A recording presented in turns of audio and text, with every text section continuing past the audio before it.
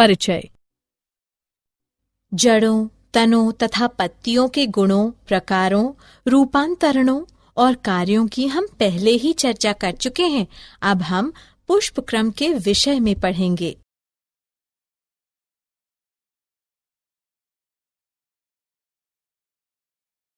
उद्देश्य।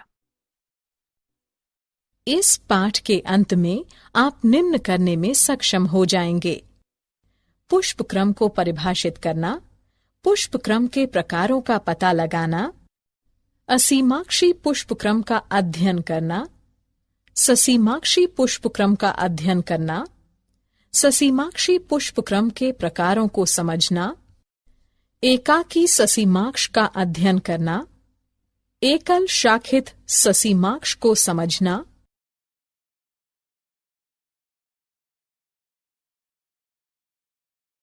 द्विशाखित ससीमाक्ष को पढ़ना, बहुशाखित ससीमाक्ष को समझना, पुष्प क्रम के विशेष प्रकारों का अध्ययन करना, साइथियम का अध्ययन करना, पुष्प भ्रमी को समझना, हाइपेंथोडियम का पता लगाना।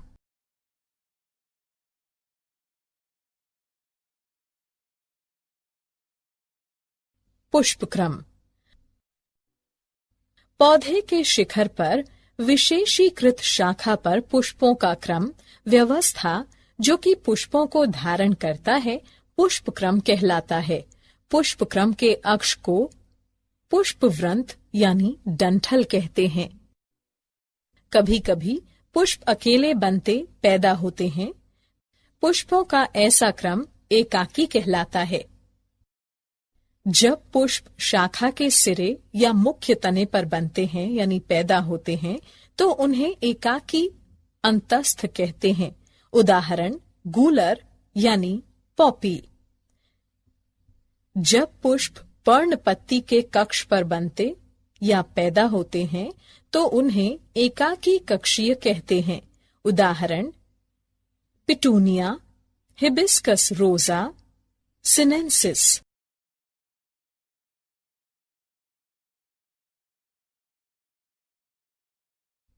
पुष्प क्रम के प्रकार। पुष्प क्रम मुख्यतः 3 प्रकार के होते हैं: असीमाक्षी पुष्प क्रम, ससीमाक्षी पुष्प क्रम, विशेष यानी विशिष्ट प्रकार के पुष्प क्रम।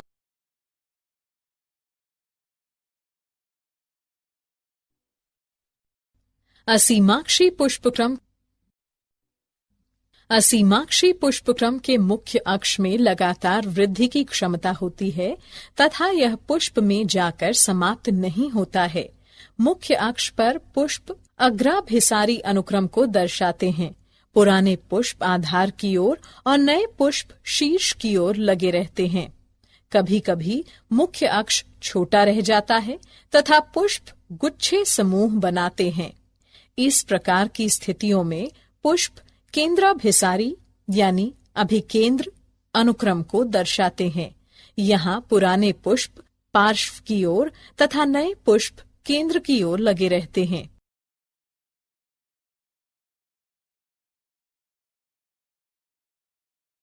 ससीमाक्षी पुष्पक्रम। ससीमाक्षी पुष्पक्रम में मुख्य अक्ष पुष्प में जाकर समाप्त हो जाता है तथा पुष्प वृंत यानी डंठल की वृद्धि रुक जाती है। पुष्प तलाभिसारी अनुक्रम को दर्शाते हैं। पुराने पुष्प शीर्ष पर जबकि नए पुष्प आधार की ओर लगे रहते हैं।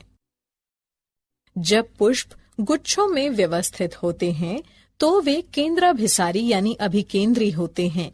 इसमें पुराने पुष्प केंद्र की ओर तथा नए पुष्प पार्श्व की ओर लगे रहते हैं। ससीमाक्षी पुष्पक्रम अनेक प्रकार का होता है: एकाकी ससीमाक्ष, एकल शाखित ससीमाक्ष, द्विशाखित ससीमाक्ष, बहुशाखित ससीमाक्ष।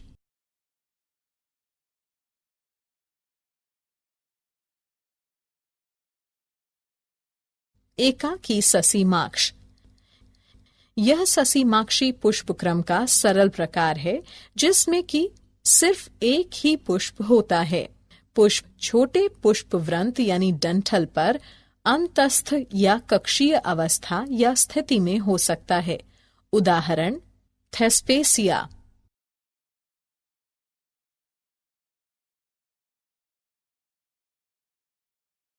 एकल शाखित ससीमाक्ष।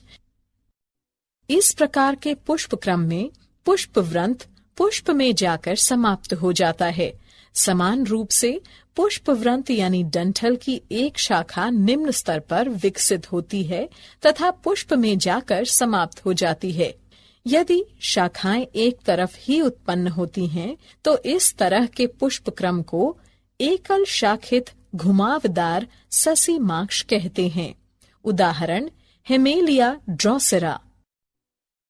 यदि शाखाएं एकांतरित टेढ़े मेढ़े ढंग में उत्पन्न होती हैं, तो इस तरह के पुष्प क्रम को एकल शाखित यानी कुटिल या कुंडलित ससीमाक्ष कहते हैं। उदाहरण हेलियोट्रोपियम।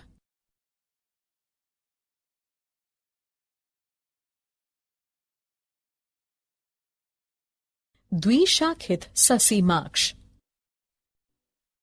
इस तरह के ससीमाक्षी पुष्प क्रम में पुष्पवृंत यानी डंठल अपने सिरे पर एक पुष्प निर्मित करता है। इस प्रकार पुष्पवृंत यानी डंठल स्वतः ही निम्न स्तर पर दो शाखाएं निर्मित करता है। यदि पुष्प क्रम में केवल 3 पुष्प हों, जहां की केंद्रीय पुष्प सबसे पुराना और बराबर वाले पुष्प नए हों, तो इसे सरल द्विशाखित ससीमाक्ष कहते हैं।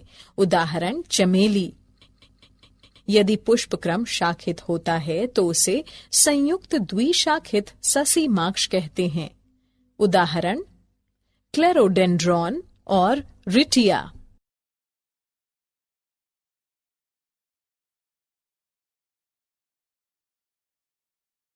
बहुशाखित ससीमाक्ष।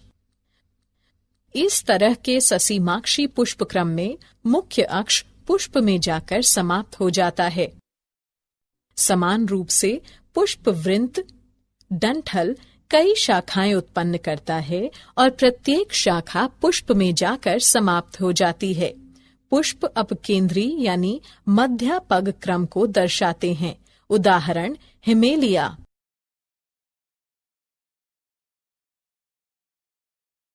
विशेष प्रकार के पुष्पक्रम। कुछ पौधे विशेष प्रकार के पुष्पक्रम को दर्शाते हैं। ये निम्न प्रकार के हैं: साइथियम, पुष्पभ्रमी, हाइपेंथोडियम।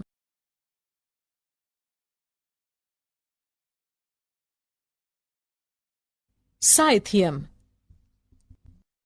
इसमें पुष्पक्रम बहुत कम या छोटा होता है। यह एक कप के आकार का पात्र धानी है, जो कि 5 सहपत्रों के संलयन से बना होता है। साधारणतः इस कप की सतह पर एक पीले रंग की मरकंद स्रवित करने वाली ग्रंथि उपस्थित होती है। इस कप के केंद्र से एक एकल मादा पुष्प निकलता है। यह बहुत ही छोटा होता है और एक लंबे तंतु पर उगता है। नर पुष्प बहुत छोटे होते हैं और कुटिल या कुंडलित ढंग से प्रत्येक सहपत्र के कक्ष से इनका निर्माण होता है।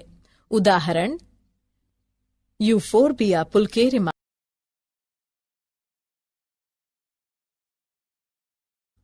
पुष्पभ्रमी।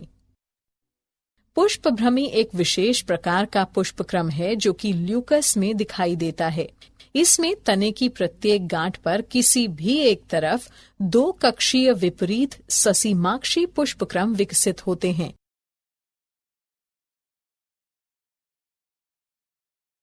हाइपेंथोडियम। इस तरह के पुष्पक्रम में पात्र यानी धानी एक गुहा युक्त गोलाकार हो जाता है। यह एक छोटे से छिद्र के साथ बाहर की तरफ खुलता है। पात्र यानी धानी की आंतरिक सतह से अनेक छोटे अवृंत पुष्पों का निर्माण होता है। ये पुष्प 3 प्रकार के होते हैं: नर पुष्प, मादा पुष्प और अनुपजाऊ यानी बांझ मादा पुष्प चंद्रकांति। उदाहरण गूलर यानी फाइकस।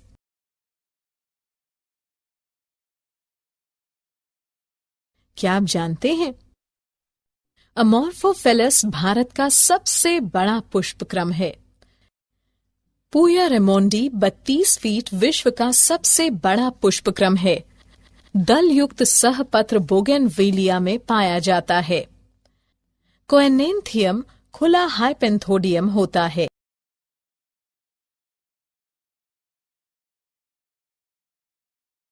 सारांश। आइए हमने जो कुछ सीखा है उसे संक्षेप में दोहराएं।